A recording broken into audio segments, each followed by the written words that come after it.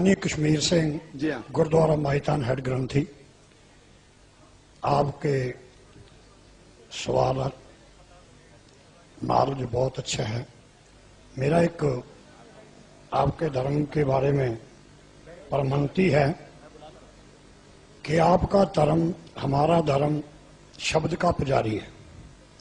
आप कुरान को, हम गुरु ग्रंथ साहब को शब्द को मानते हैं, और आपके ही धर्म में कुछ एक मूर्ति पूजा का भी जो विधान है नहीं है, परंतु कुछ एक आदमी ये मूर्ति नहीं बनाई कि उसकी कब्र के रूप में जो है मजार के रूप में उसको मान्यता दे दी। आप मूर्ति खड़ी पूज लो और पड़ी पूज लो, तो एक बात ही है, क्या ये जो है धर्म के उल्ट नहीं है? इस बारे आप रोशनी पाएंगे।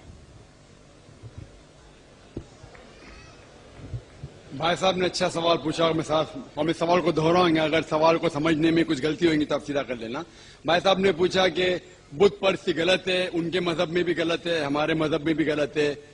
आप बुत को उल्टा पूजो या सीधा पूजो, तो मजहब को पूजना सही है क्या नहीं, वो आपका सवाल था। मजार पे जाना सही है क्या गलत है? भाई साहब ने बहुत अच्छा सवाल पूछा। इसीलिए मैं कहता हूं कि इस्लाम को जानने के लिए मुसलमान को मत देखो, कुरान और हदीस को देखो। कुरान में कहीं भी नहीं लिखा हुआ है कि मजार बनाओ। यहां तक कि अल्लाह के रसूल मोहम्मद सल्लल्लाहु अलैहि वसल्लम ने कहा कि कोई भी कब्र पक्की नहीं होना चाहिए, अगर पक्की है तो उसको जमीन से नष्ट करना चाहिए। सही बुखारी की हदीस है कि अगर कोई कब्र पक्की है तो उसे जमीन के लेवल पे लेके आना चाहिए। मजार को पूजना गलत है, हराम है। मैं जानता हूं कि कई मुसलमान अनजाने में इल्म की कमजोरी की वजह से वो मजार पे जाते हैं। और मेरा ये कहना है कि बहुत सा कल्चर जो है, ये कल्चर हमारे जिंदगी में आ जाता है, और हमारे बाप दादा पहले कहीं ना कहीं हिंदू तो होंगे, तो हमारे बाप दादा जाते थे मंदिर, तो अभी जा रहे हैं मजार में। आस्ते आस्ते तब्दीली आ रही। तो मेरी दरखास्त है कि अगर आप इस्लाम, इन भाइयों से जो मजार जाते हैं, मुसलमान भाइयों, मजार पे जाना बिल्कुल गलत है।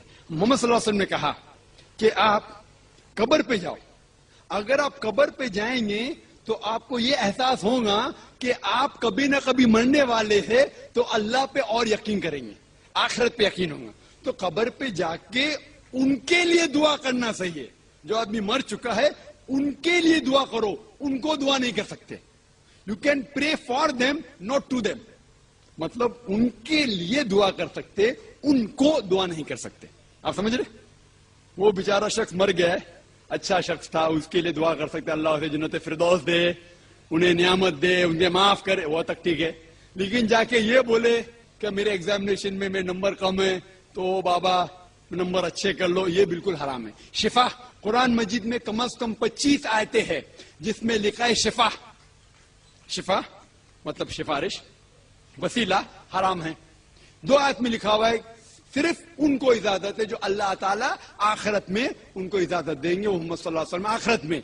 आज की तारीख में हम मोहम्मद सल्लल्लाहु अलैहि वसल्लम से भी नहीं मांग सकते। बाकी लोग को तो छोड़ो, संत और बाकी बाबा लोग को छोड़ो, मोहम्मद सल्लल्लाहु अलैहि वसल्लम को भी मानना हमारे लिए हराम है। जो शख्स मर चुका है हम उन्हें इज्जत करते हैं, मोहम्मद सल्लल्लाहु अलैहि वसल्लम से मोहब्बत करते हैं, उनसे प्यार करते हैं, लेकिन उनकी पूजा नहीं करते, उनकी इबादत नहीं करते। इबादत सिर्फ अल्लाह की है।